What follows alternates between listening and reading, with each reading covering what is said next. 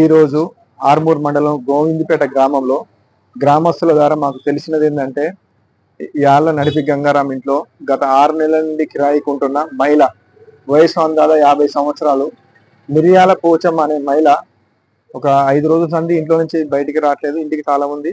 ఇక్కడ స్మెల్ వస్తుందని మాకు తెలియజేయడం వల్ల మేము పోలీసు వారం వచ్చి ఆ గదిని తెరిచి చూస్తే మహిళ చనిపోయి ఉన్నది. బాడీ హైలీ కుళ్ళిపోయి ఉండటం వల్ల ఇక్కడ స్పాట్ పిఎంఈ చేయించాము. ఈ విషయంలో దర్యాప్తు చేసిన తర్వాత పూర్తి వివరాలు తెలుస్తాయి. మృతికి కారణాలు తర్వాత తెలియజేస్తాం.